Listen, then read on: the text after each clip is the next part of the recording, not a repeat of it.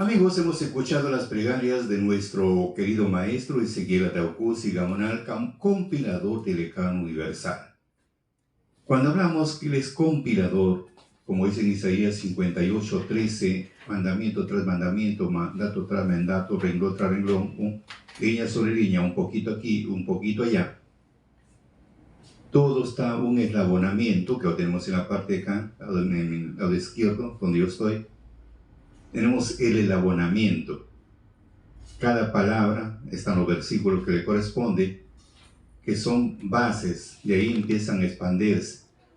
Pero vamos al punto fundamental de esta doctrina que es purificado para estos últimos días. Es algo sorprendente para muchos, llama la atención, pero es sencillo para comprender y entender. Solamente revisar un poco la historia y vamos a analizar y llegamos a una conclusión muy bonita. Vemos cuando Dios le dice a su pueblo, le dice a Moisés: saca a mi pueblo de Egipto, lo traes a este monte, o sea, el monte Sinaí, porque he escrito mandamientos y ley para enseñarles. Entonces Moisés acató la orden y sacó al pueblo, lo puso a pie del monte. Cuando Moisés subió al monte para recibir los mandamientos, que duró 40 días y 40 noches, en el último día, cuando ya Moisés desciende para que el pueblo reciba los mandatos divinos, se encuentra con la gran sorpresa que el pueblo estaba adorando al dios Baal. Que sí, presentando ofrendas, holocaustos al dios Baal.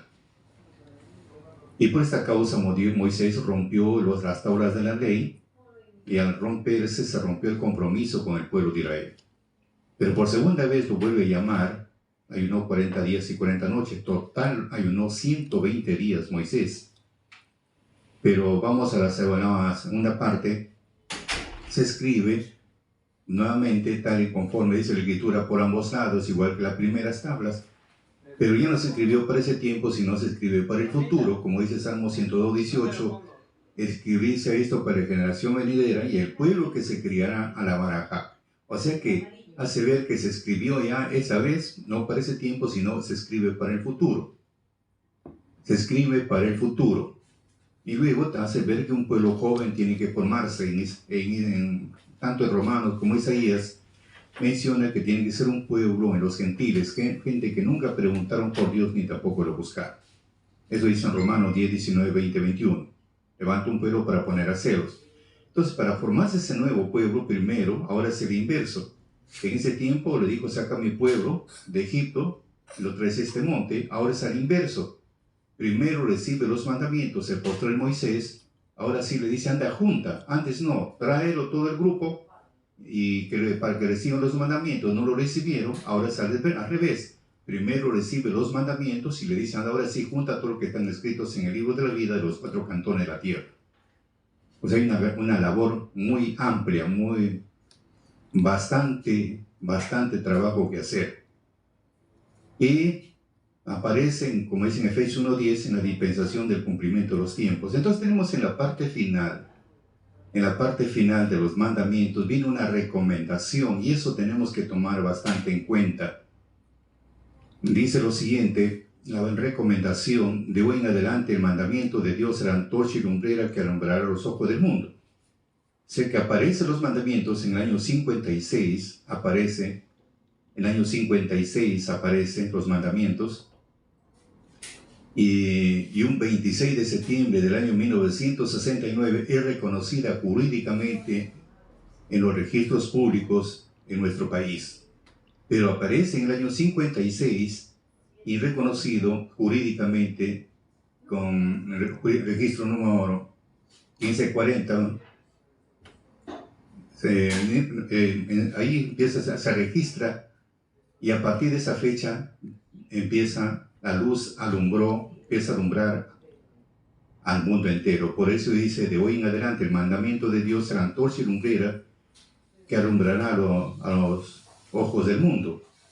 Proverbios 6:23, Salmo 19:8, 11, Salmo 119, 105 y Jeremías 12:16. Pero empieza con Proverbios 6:23. Por eso dice: el mandamiento de hoy en adelante, el mandamiento de Dios será antorcha y lumbrera que alumbrará los ojos del mundo. De hoy en adelante, a partir de esa fecha, empieza a alumbrar la luz al mundo entero. Vamos a analizar esta parte donde dice será luz, será antorcha y lumbrera que alumbrarán los ojos del mundo. Vamos a analizar esa parte porque es muy interesante. Nosotros siempre hablamos los mandamientos, pero acá falta analizar un poco y vamos a comprender muchas cositas. Dice que el mandamiento es antorcha y lumbrera, y según el proverbio dice, porque el mandamiento es antorcha y la enseñanza es luz, y camino de vida a la reprensión de la enseñanza, dice el versículo bíblico. Y en otra versión, Dios habla hoy, dice, en verdad, los mandamientos y las enseñanzas son una lámpara encendida. Las correcciones y los consejos son el camino de la vida. En Nueva Traducción Viviente, su disciplina correctiva es el camino que lleva a la vida.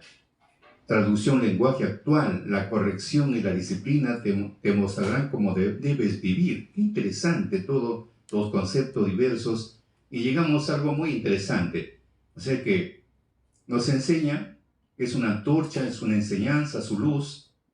Y la corrección y la disciplina nos va a mostrar cómo debemos de vivir. Cómo debemos de vivir. O sea, para que el hombre no muera, sino viva, como dice la Escritura, es para que el hombre viva, o sea, viviendo en ellos, es mediante la corrección y mediante la disciplina. O como dice en una traducción nueva en viviente, su disciplina correctiva. Y es el camino que lo lleva a la vida. Dios habla hoy, las correcciones y los consejos es el camino de la vida. Entonces ahí encontramos, para nosotros disciplinarnos, tenemos que conocer netamente las reglas y corregirnos de todos nuestros malos impulsos. Ahora, vamos a analizar primero la antorcha y luz. Dice que ese mandamiento es una antorcha. Vamos a analizar por ahí. Antorcha y luego dice que es una luz. Todos tenemos un conocimiento que cuando hablamos de una antorcha es un utensilio o de madera, muchos lo hacen de madera, otro también de metal, que es en forma de cono, una forma de cono alargado, y le echan combustible, o sea, llevan pues algo para que le echan combustible, pero tiene que tener algo que mantenga quede empapado el líquido. ¿Ya? Entonces le meten fuego, le ponen fuego y empiezan a dar. Por ejemplo, tenemos en la antorcha olímpica, por ejemplo, y va adelante, va corriendo con una tea ahí. Entonces tiene esa antorcha y va con el fuego, va alumbrando, ¿no? Esa es en la parte literal. Entonces sirve.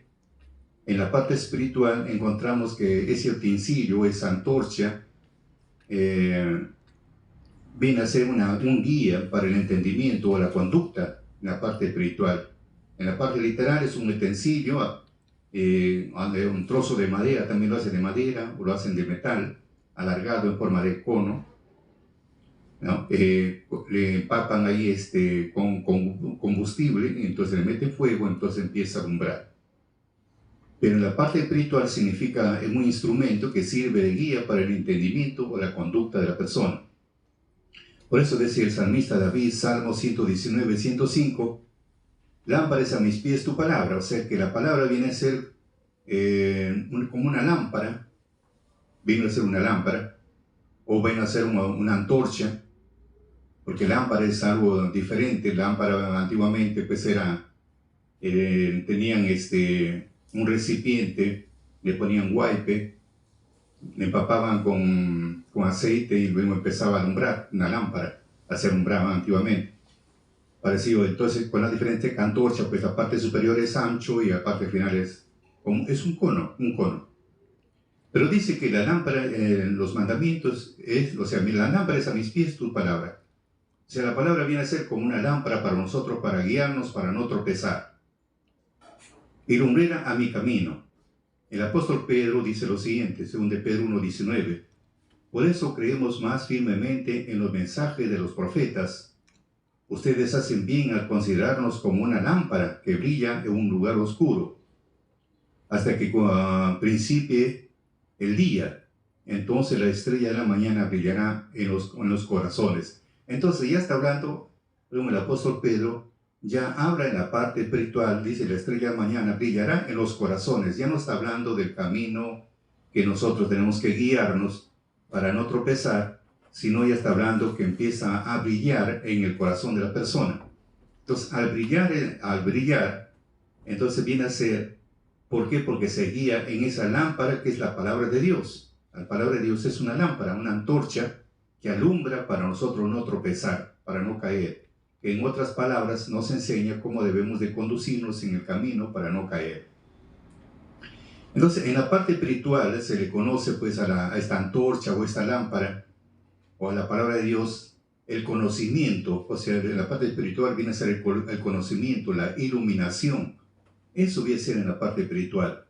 Por eso es en Eclesiástico 17, 6 al 12, le dio conciencia al hombre, lengua, ojos y oídos y una mente para pensar, lo llenó de sabiduría e inteligencia, les enseñó el bien y el mal, puso en sus mentes su luz. O sea, estamos viendo que el mandamiento, dice bien claro, es una antorcha y su enseñanza es una luz.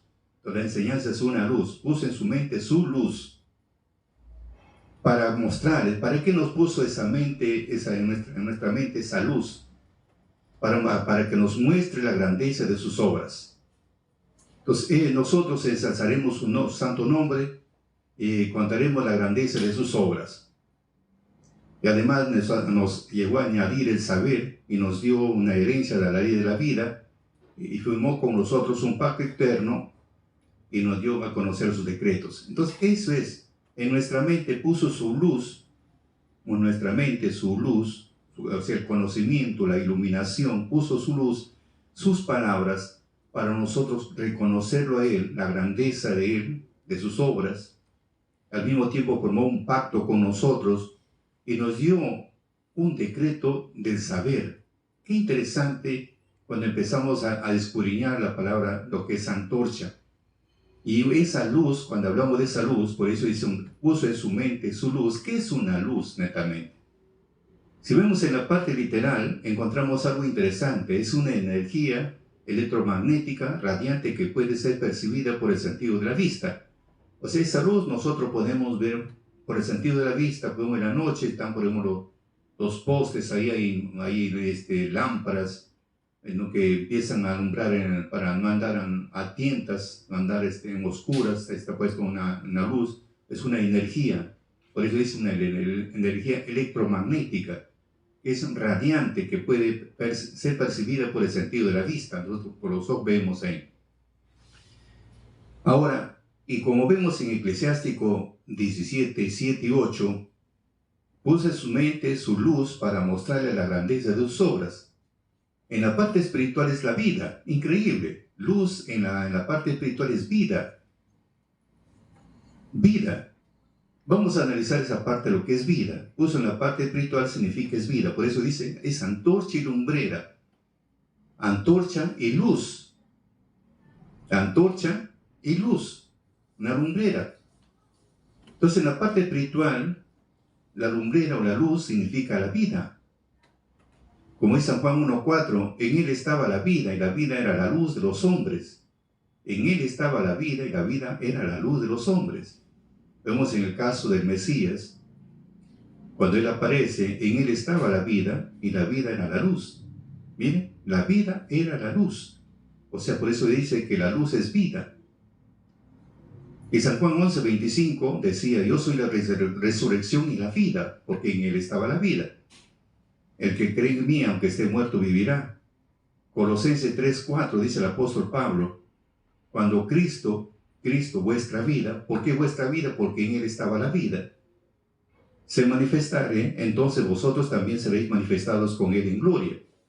Dice, cuando Cristo, vuestra vida, porque en él está la vida, se manifestará. Está hablando del futuro que se tiene que manifestar.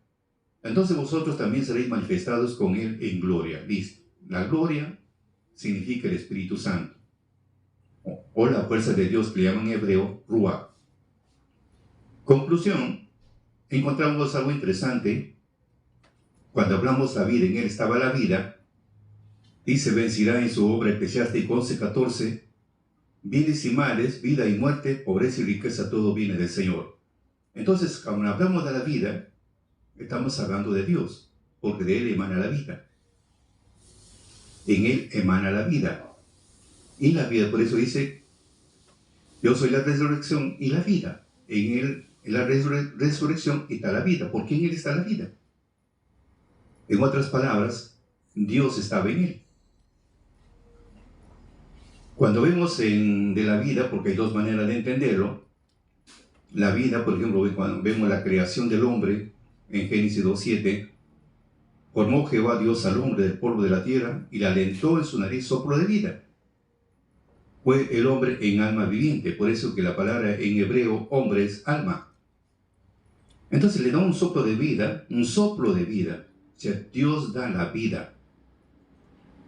Por eso dice, cuando Cristo, vuestra vida, Cristo, ¿por qué? Porque en Él estaba la vida, se manifestare en el futuro. Luego dice, yo soy la resurrección y la vida. Listo. Y luego dice, en Él estaba la vida, y la vida era la luz. Y la luz es la vida. Entonces vemos algo interesante, y la recompensa para estos días es obtener esa vida. Y lo tenemos, la vida. Y lo importante es saberlo aprovechar.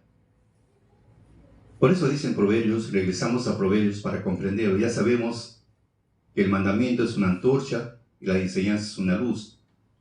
Estamos hablando que es el mandamiento, como es una antorcha y esa enseñanza es la luz, estamos hablando que es la vida. La vida. Ahí está el entendimiento, la sabiduría. Y el camino de vida de reprensión de las enseñanzas. Camino de vida, al mismo tiempo es camino de vida. Pero para andar en el camino de vida, tiene que haber una corrección. Para nosotros estar en el camino de vida, tenemos que empezar a corregirnos los consejos, las correcciones. Pero empezamos a practicarlo, ya estamos en el camino de la vida. Como dice Biblia Nueva Traducción Viviente, disciplina correctiva es el camino que lleva a la vida. Entonces, para llegar a la vida, tiene que haber una disciplina correctiva. Tenemos que empezar a corregirnos, a disciplinarnos, quiere decir a ordenar nuestra vida. Es el camino que lleva a la vida. Mediante una corrección, nos tenemos que nosotros ordenar nuestra conducta, rescatar los valores y buscar y adiestrar a nuestros defectos. En eso consiste. Porque vamos a decir que lo vamos a desaparecer, no se desaparece. ¿Por qué? Porque eso viene ya con nosotros. En pecado hemos sido formados, en pecado vivimos. Y cuando vamos a la tumba, nos vamos con todo. En nuestra mente está el bien y el mal. Ahora, pero muchos pensarán, pero ¿por qué el mal en nuestra mente? Vamos a aclarar esa parte. Porque gracias al mal, empezamos a buscar el equilibrio. Le pongo un ejemplo simple. Tiene usted un órgano. Hay teclas blancas, teclas negras, y cuando se juntan, hacen una hermosa melodía. Pero ¿qué pasaría solamente si hubiera solamente las blancas o estuvieran solamente las negras? No hay buena melodía, no lo hay, algo falta. En nosotros también tiene que estar el bien y tiene que estar el mal. Y el hombre tiene que buscar el equilibrio, por eso Dios creó el mal. Porque gracias al mal, empezamos a obtener la experiencia. Los errores que cometemos es por el mal. El mal se llama a las experiencias. Los golpes nos enseñan a madurar, dice el dicho. Entonces, mediante los errores vamos aprendiendo y sabemos que tenemos que cambiar porque un error no nos trae una buena espina. No nos trae una buena espina. Y para ello tenemos que empezar a adiestrarnos para no seguir cometiendo los mismos errores. Eso viene a ser adiestrarse, así como Dios le dijo a Caín, tú tienes que dominarlo. Tú tienes que dominarlo. Nosotros tenemos que adiestrarlo, dominarlo o adiestrarlo. El problema es cuando lo dejamos, vamos en el mismo problema, ese es otro problema ya. Pero como dice en Eclesiástico, basta un pecado para que sepas cuál es el dolor. ¿Cuál es el dolor? Entonces no vamos a hacerlo por vicio, sino vamos a buscar que abstenernos. Poco a poco vamos controlando defecto por defecto. De repente somos demasiado personas agresivas y eso me afecta a mí mismo y afecta a los demás. Entonces pido ayuda de parte de Dios para controlar ese defecto. De repente soy una persona demasiado conflictiva. ¿Qué tengo que hacer en ese momento? Tengo que buscar que adiestrar esa parte que me afecta y afecta a los demás. Entonces son pequeños ejemplos que les pongo para poder analizar y comprender a dónde tenemos que llegar. O de repente soy una persona demasiado colérica, demasiado violenta. Y con el lema, así soy, nadie me cambia. Claro que momentáneamente piensas que estás bien, pero no, te afectas a ti mismo, te afecta a tu hígado. Eres una persona que te aíslas tú misma, porque te aíslan también los demás, porque lo primero que ya ni quieren hablar una sola palabra contigo, porque inmediatamente te vas a amargar. Entonces, para evitar esos tipos de cosas, ya te tocan con pinzas, de lejos nomás. Y por último, hola, ¿cómo estás? Inmediatamente se van, ya no hay momento de conversar, no hay nada. No, es porque rápido se amarga. Por eso hay para los antiguos, o sea, para los jóvenes que no dicen a los viejos, son, ¿no? Viejo verde, porque todo busca la perfección, todo se amarga. Entonces, eso es el punto que Dios ha puesto el bien y el mal para buscar justamente el equilibrio. Y a esto nosotros tenemos que empezar a corregir, porque hay cosas que venimos arrastrándolo, lo arrastramos generación tras generación, año tras año, nosotros lo venimos arrastrando. Porque para ser una persona colérica no es de la noche a la mañana. Por eso venimos arrastrando, y como no lo corregimos, nos afecta, nos sigue afectando. Y después le echamos la culpa al diablo que por él estoy así. No. En nosotros ha puesto el bien y el mal. Por eso hemos pasado lectura en Eclesiástico 11:14. De Dios viene el bien, el mal, la vida, la muerte, la bendición y la maldición. De Él viene todo. Pero ¿por qué ha puesto uno frente a la otra? De la vida, la muerte. La vida si obedeces, la muerte si desobedeces. La bendición si obedeces, la maldición si desobedeces. Miren cómo es, ¿no? De ahí ha puesto el bien y el mal también. Ambas cosas, todos esos 6 puntos Dios ha puesto delante del hombre para que busque el equilibrio emocional. Eso es. Entonces, al ver que nosotros hay un equilibrio, y hay cosas que está bien, es como buscar ponerse en la balanza. Cuando empieza a faltar, al otro lado busca el equilibrio, buscar siempre el equilibrio, es como montar sobre una bicicleta. Montamos sobre una bicicleta, dejamos de pedalear, nos vamos a caer. Pero mientras siguen pedaleando, están buscando siempre el equilibrio y nosotros tenemos que buscar, para vivir en paz y en armonía con nosotros mismos, tenemos que buscar justamente el equilibrio. Porque si nos caemos a la derecha nos vamos a quemar y si nos vamos a la izquierda nos vamos a congelar. Entonces buscar siempre el equilibrio. Por eso Dios ha puesto el bien y el mal para buscar el equilibrio. Buscar siempre el equilibrio. Eso está en la misma ley. O en la misma ley, a Dios ha puesto el equilibrio. Si obedeces, la bendición. Si desobedeces, la maldición. Si obedeces, la vida. Si desobedeces, la muerte. Entonces todo está acá. A esto se llama la ley del karma. El buscar siempre el equilibrio. Haces una cosa, lo tienes que pagar. Entonces, siempre buscando el equilibrio. Entonces, a eso vamos. Entonces, ¿qué tenemos que hacer? Simplemente buscar que corregirnos los errores que nos afectan y afectan a los demás. ¿Por qué digo afecta a los demás? Porque soy una persona renegona, me afecta mi hígado, mi salud, y también al que se acerca a mi lado, lo voy a molestar también, le voy a molestar su mañana o su tarde. porque cualquier cosa me voy a amargar y le voy a empezar a hablar palabras groseras, palabras, qué sé yo. Entonces, fíjese, malogré la amistad. ¿Por qué? Porque me falta corregirme. Entonces, yo tengo que corregir. Cuando hablamos de corregir, nos hablamos de corregir, o sea, modificar, corregir algunas faltas, algunos errores, algunos defectos, algunas imperfecciones, es buscar que corregir. Nos hacemos la idea, para hacerlo más simple, un trabajo manual, o hablemos una pared. Empiezan el tarrajeo, le da un tarrajeo, ¿y qué hace el que está tarrajeando? Empieza a buscar las pequeñas fallas que hay y lo empieza a corregir, le mete un poco más de mezcla, y si está un poco más abultado lo trata de quitar, o sea, trata de emparejarlo, trata de dejarlo lo mejor que pueda. Entonces eso se llama corregir. Entonces en la parte espiritual tenemos que nosotros corregir algunos errores, ¿no? O que nos falta, estamos demasiado sobrecargados. Entonces tratar de buscar siempre ese equilibrio. Entonces buscar que modificar, ¿no? O corrección significa, por eso dice las correcciones y los consejos es el camino de la vida, ¿no? Las correcciones y los consejos son el camino de la vida. Entonces las correcciones es eso, para corregirnos algunas cosas que para nosotros está bien, pero nos damos cuenta que no es así.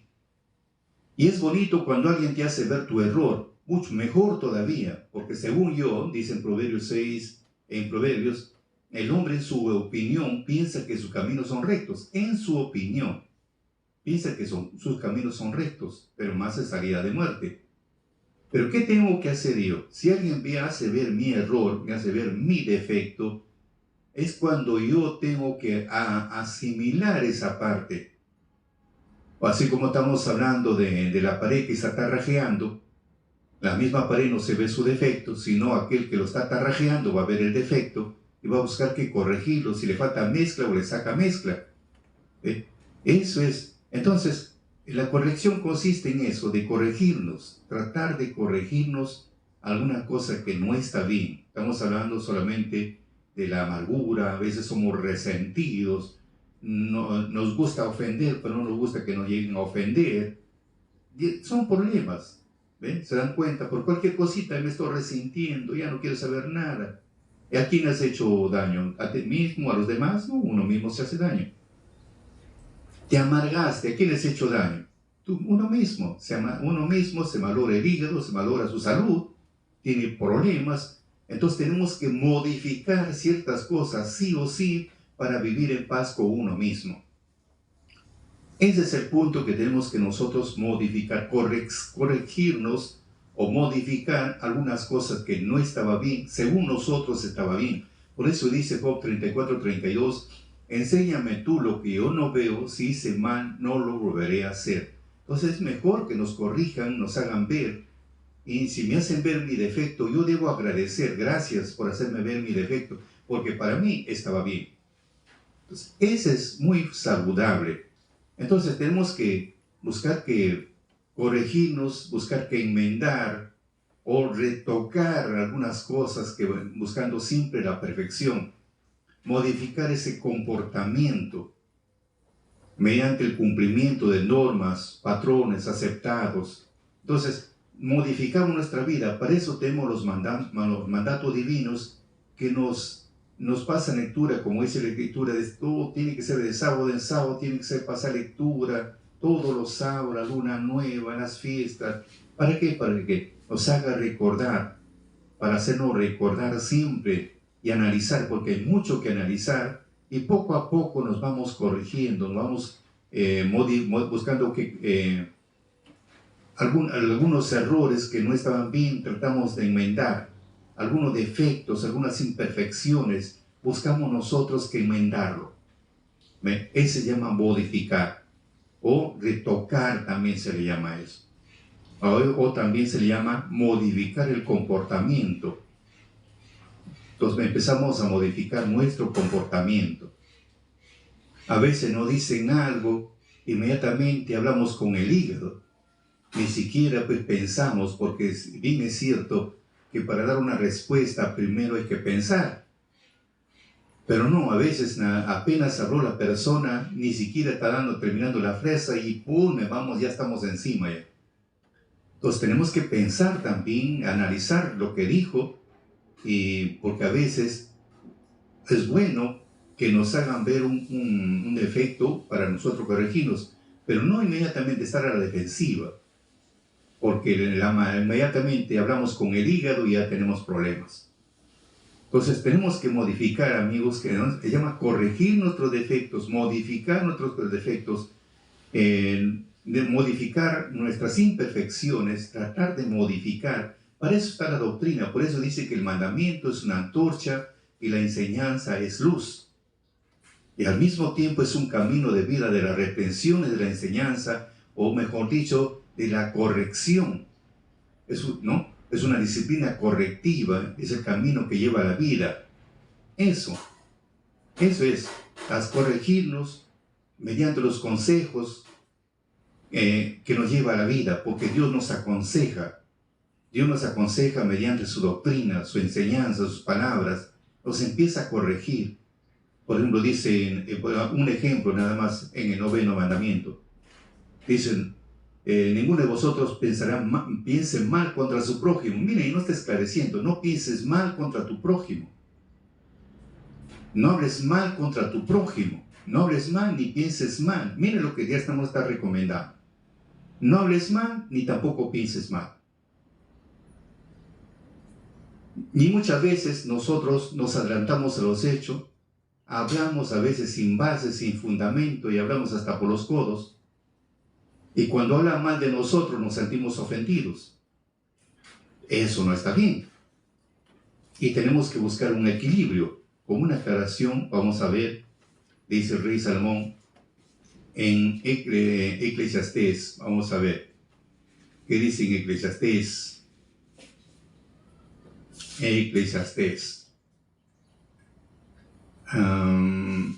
Capítulo 7, 20, 21, 22. Ciertamente no hay un hombre justo en la tierra que haga bien y nunca peque. Como seres humanos siempre vamos a pecar y gracias a los pecados, gracias a los errores, obtenemos lo que es la experiencia. Gracias a los errores. Por eso dice que no hay perfección. Tampoco apliques tu corazón a todas las cosas que se hablaren. Hablan muchas cosas, tampoco apliques tu corazón a todas las cosas que se hablaren. A veces hablan hasta por los codos, pero no es para que tú lo tomes en cuenta todo eso. Por eso tampoco apliques tu corazón a todas las cosas que se hablaren, porque no oigas a tu siervo que dice mal de ti. De repente mi siervo está hablando mal de mí, no sé cuánto, por acá, por allá, mi patrón es así, no sé cuánto, por acá, por allá.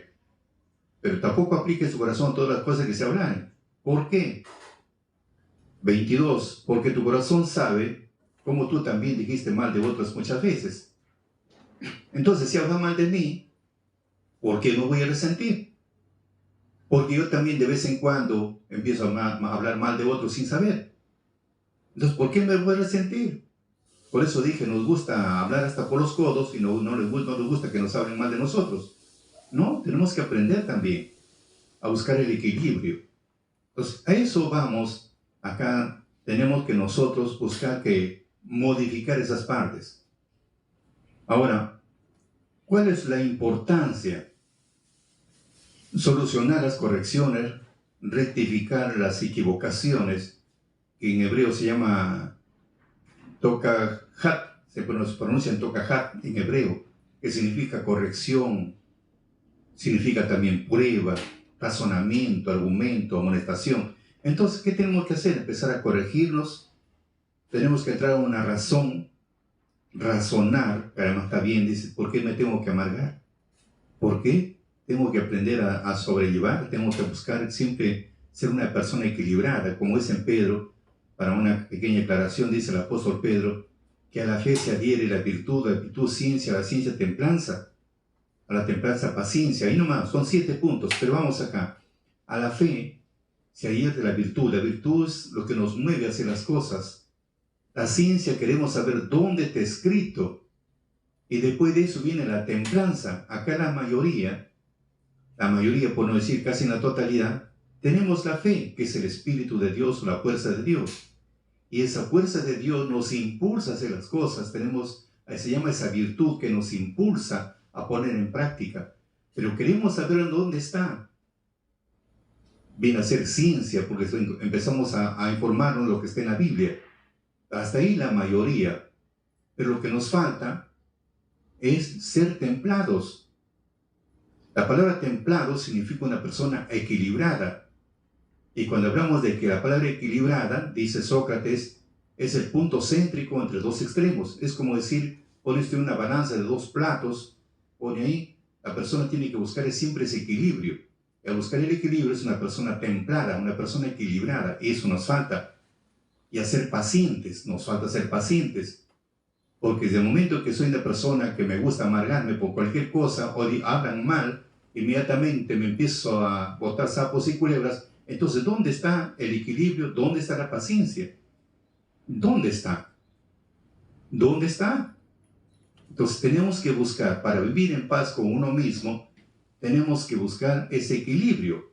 Por eso, para comprenderlo, dice una vez había un sabio, un rey, que mandó plasmar en un cuadro a los pintores que pintaran lo que es la paz. Muchos se presentaron, empezaron a dibujar la paz. A la final terminaron 2 cuadros ganadores. Uno era de un lago lleno de paz, mucha tranquilidad, mucha tranquilidad. En el otro había cataratas, se notaba el bullicio del agua por la caída de las cataratas, se notaba la violencia del viento, las nubes demasiado tenues.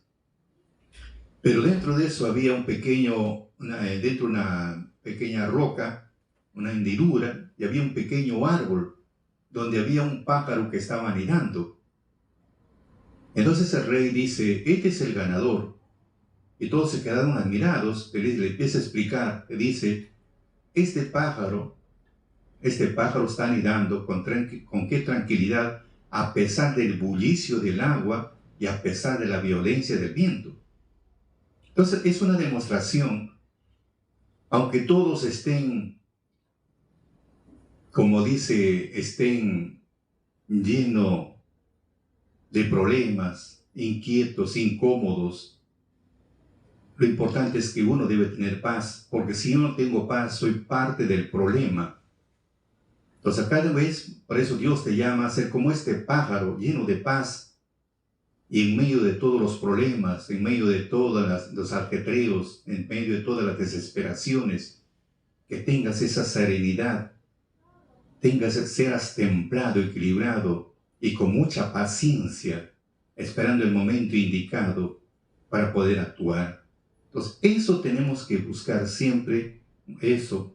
Por eso se llama, tenemos que corregir, modificar nuestros defectos, nuestros errores, nuestras imperfecciones. Tenemos que buscar que modificarlo, aplicando siempre el equilibrio y buscando siempre la paciencia. Esa es la importancia de rectificar nuestras equivocaciones. Ahora, ¿qué pasaría si vamos acá dentro de los errores que estamos viendo?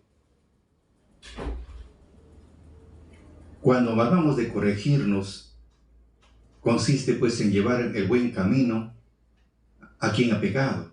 O sea, el buen camino, cometió un error, tratarlo, que le sirva como una lección y tratar de corregirse, tratar de siempre buscando la perfección es muy bueno. Sé porque amigos, porque nadie estamos exceptos de cometer errores, porque es parte de nuestra naturaleza.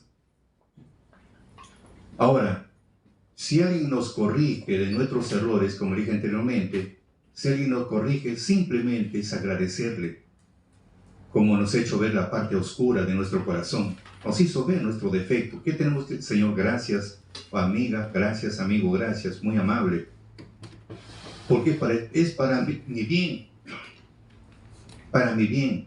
Por eso dije Job 34:32, enséñame tú lo que yo no veo, si hice mal, no lo volveré a hacer. ¿Qué tenemos que hacer? Agradecerle, gracias, porque me hizo ver mi defecto, mi error, que para mí estaba bien. Y si lo pongo por obra, paz conmigo mismo, en mi salud, mi vejez no se hace prematura. ¿Por qué? Porque empiezo a buscar ese equilibrio emocional. Porque según dicen los grandes pensadores, aceptar que los errores son los maestros, porque ellos nos enseñan. Por algo decía el apóstol Pablo cuando hablamos que el mandamiento es una antorcha y la enseñanza es una luz. Es una luz, y hemos hablado también que es la corrección, nos empieza a corregir en los consejos para vida. Ahí aplicamos lo que es la disciplina correctiva, el camino que lleva a la vida. Y ambas cosas, la corrección y la disciplina, nos mostrarán cómo debemos de vivir sobre la faz de la tierra. Entonces ahí viene el punto que la doctrina es muy fundamental. Es una antorcha, es una lumbrera. Por eso decía Pablo cuando le recomendó a Timoteo en su segunda carta 3:16, dijo así que toda escritura es inspirada por Dios. Ojo, que toda escritura es inspirada por Dios. Eso dice el apóstol Pedro, que los hombres hablaron siendo inspirados por el Espíritu Santo, por eso que no es de particular interpretación. Siendo por el Espíritu Santo fueron inspirados, por eso dice Pablo que toda escritura es inspirada por Dios. Y como es inspirada por Dios, es útil para el hombre. ¿Para qué? Para enseñarle. ¿Para qué más? Para reprenderle, para corregirlo, para instruirlo en justicia. Para eso es. Lo empieza a instruir al hombre. O sea, para corregir, primero lo corrige. Y para corregirlo, primero le enseña. Porque si yo voy a corregir a una persona si no le he enseñado, ¿cómo? ¿Cómo puedo yo corregir a una persona si no le enseñé? Primero tengo que enseñarle. Y luego si sigue con el mismo error, entonces recién le puedo corregir. No está bien lo que estás haciendo. Tienes que mejorar de esta forma, Entonces dale también la solución. No simplemente corriges y ya está. No, tienes que darle también la solución. Eso se llama enseñar. Para comprenderlo mejor, dice, había una vez un hombre que compró varias hectáreas de terreno y contrató personal para que trabajen, porque quería hacer un campo de cultivo.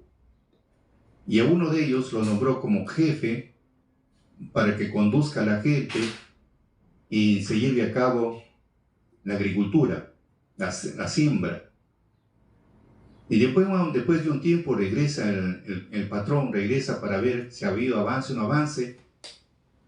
Si eran 100 trabajadores, se encontró con 20 trabajadores. Y lo llama al responsable y dice, ¿qué pasó? Yo te dejé con 100 trabajadores y solamente encuentro 20. ¿Qué pasó? No es que no sabían hacer. Muy bien. ¿Y tú le has enseñado para ellos para que mejoren en el trabajo? No, no le enseñó. Entonces, ¿cómo lo vas a corregir si no lo has enseñado? O sea, primero se tiene que enseñar para poder corregir.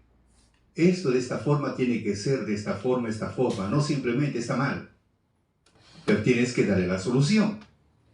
Entonces, en la parte espiritual, que para corregir, primero Dios enseña. Primero le enseña al hombre, lo prepara, lo edifica. Porque está escrito en Deuteronomio 31, 11 y 12. Dice lo siguiente, cuando acá Moisés, antes de partir, le recomendó a Josué qué es lo que tenía que hacer. Y le dice, cuando viniere todo Israel a presentarse delante de Jehová tu Dios, en el lugar que le escogiere, leerás esta ley delante de todo Israel y a oído de ellos, y harás congregar al pueblo, varones, mujeres, niños y extranjeros que estuvieran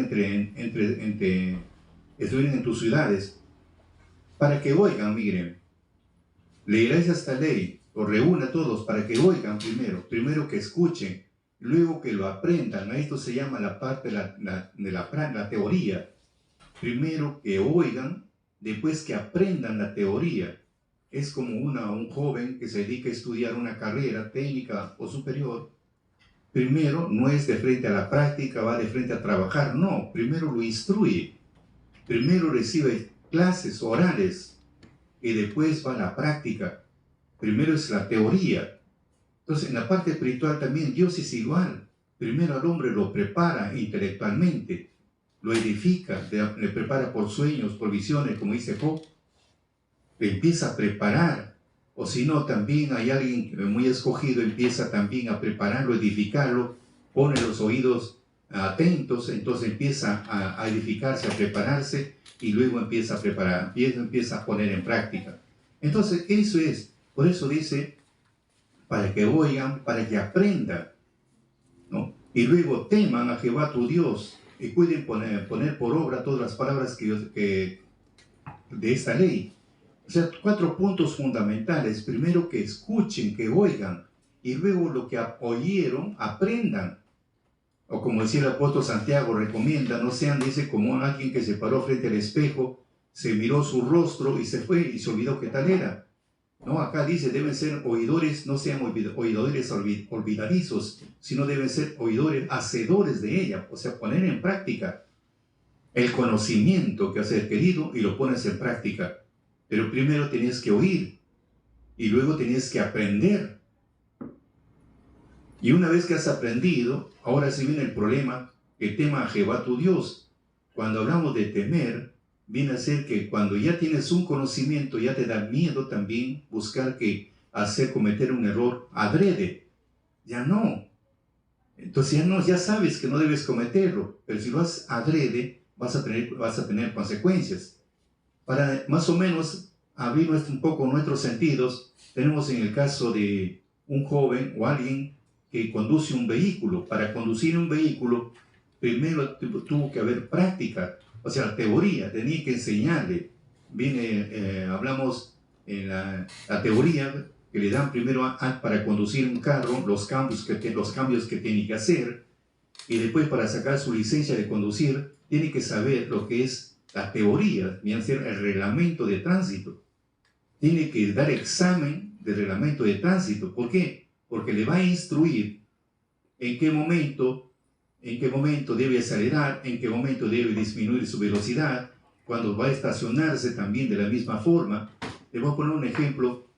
Según dice el reglamento, tú no puedes estacionarte en una esquina menos de 10 metros. Menos de 10 metros no puedes estacionarte. Donde hay un grifo de agua, donde vienen los bomberos, no puedes estacionarte menos de 10 metros. Y eso te dice el reglamento. Pero si no conoces el reglamento, pues te estacionas a la misma esquina, qué sé yo. Y cuando te ponen la papeleta empiezas a renegar. Pero si tienes un conocimiento, te entra un temor, no lo vas a cometer ese error. Entonces, por eso ya empieza a temer, ¿no? Y empieza a poner por obra. Entonces, fíjese cómo es en el primero. Para corregir, primero tiene que enseñar. Y una vez que empezó a enseñar, viene la corrección. Empieza ya la corrección ahora, a corregir. Ya van buscando la perfección, corregirse cada vez cometer menos errores. Por eso se dice que en medio de la perfección está la imperfección. Y gracias a la imperfección, el hombre busca la perfección. Entonces, a eso vamos. Entonces, después de enseñar, empieza ahora a corregir. Eso no está bien. Ya nos empiezan a corregir las faltas, los errores, los defectos, las imperfecciones. A esto se llama reprender. Entonces ya nos empiezan a reprender. ¿Cómo es posible? Tú aprendiste así, te enseñé así. ¿Y por qué tienes que hacerlo al revés? ¿Cuál es tu explicación? Entonces viene la amonestación ahora. O si no, de lo contrario, no desaprueba lo que hemos hecho, lo que hemos oído. Y en este caso, en la parte espiritual, Dios nos reprende. No está bien lo que estás haciendo. No llama la atención. No jala las orejas. Ya Dios en la parte espiritual, porque la doctrina es de Dios. Y mediante su Espíritu nos conduce, nos reprende, nos exhorta. Entonces, por eso dice en Apocalipsis 3:19, yo reprendo y disciplino a todos los que amo. Sé pues celoso y arrepiéntete. ¿Ve? No reprende, pero arrepiéntete también, pues reconoce tu error, reconoce tu falta. ¿Por qué? Porque primero nos enseñó y luego hacemos al revés. Es como decir, en el 7º mandamiento, ya, eres casado, no cometas adulterio. Ya te está diciendo que no debes cometer adulterio. Y cometes adulterio. Y quiere que todavía te traten con mucho cariño. Entonces ya viene la exhortación. ¿Cómo es posible que estás haciendo esto? Entonces, eso es. Por eso dice Job 5:17, y aquí, cuán bienaventurado es el hombre a quien Dios reprende. Y por tal motivo dice, no desprecies la disciplina del Todopoderoso. Salmo 94:12, bienaventurado el hombre a quien corriges, Señor, y bienaventurado a quien tú lo instruyes. Entonces nos instruye Dios, nos corrige también para buscar siempre la perfección cada día. Ahora, cuando nosotros, por ejemplo, nos corrige, no es para mal, no es para resentirnos, no, ya no, ese no es así. Tampoco puedes aplicar tu capricho, eso no. Dios quiere lo mejor, igual que los padres. A veces los hijos reniegan, pero como no sé cuánto para que empiece el hijo a renegar. Pero los padres quieren lo mejor para sus hijos. Le empieza a corregir que no debe ser así. Y es para su bien, para su bien. Pero a veces uno quiere hacer su capricho y eso no está bien. Y por eso que cuando ya nos viene un golpecito, le viene de arriba, es para corregirnos, no para resentirnos. ¿No? Señor, pero ¿por qué me castigas? No, algo no bueno está pasando. Por eso dice en Eclesiástico, Sabiduría 12, 1 y 2, porque en todas las cosas está tu espíritu inmortal. Por eso a los que se dejan caer, tú los castigas poco a poco, ni siquiera de frente, poco a poco los castigas. Y los reprendes, los reprendes de manera que descubren en qué pecaron, para que se arrepientan de su maldad y crean en ti, Señor. Entonces, eso es, el mismo Señor les empieza a reprender ya, no está bien esto lo que estás haciendo, empieza ya a buscar que corregirte, ¿no? Y al mismo tiempo nos reprende, ahora tenemos que hacer un análisis, ¿qué cosa hice? ¿Por qué me vino esto? Empieza un análisis de conciencia. ¿Dónde fue mi error? ¿Dónde fue mi caída? Como es en Apocalipsis 1:3, arrepiéntete, ¿no? Y recuerda dónde has caído, dice, y arrepiéntete y empieza a hacer las primeras obras con el principio. ¿Ve? Entonces, eso significa, la palabra reprender significa, pues, nos riñe, nos desaprueba, nos amonesta, que no está bien lo que estás haciendo. Entonces, ¿por qué sentirnos mal? Al contrario. Por eso dice en Proverbios 12:1, el que ama la instrucción, ama el conocimiento, pero el que odia la reprensión es torpe. Entonces, si no me gusta que me reprendan, soy un torpe, así. Porque Dios quiere lo mejor para uno. Por eso dice el proverbio, vuelvo a repetir, el que ama la instrucción, ama el conocimiento. El que ama la instrucción, ama el conocimiento. Se le instruye más y más. Pero si no me gusta que me reprenda, no me gusta que me desapure, me amonesten cuando hay cosa que está mal, soy un torpe. Eso no está bien. Por eso dice en Proverbio 17:11, la reprensión penetra más en el que tiene entendimiento que sin azotes en el necio. ¿Ve? La reprensión penetra más en el que tiene entendimiento que sin azotes en el necio. Entonces, queridos amigos, en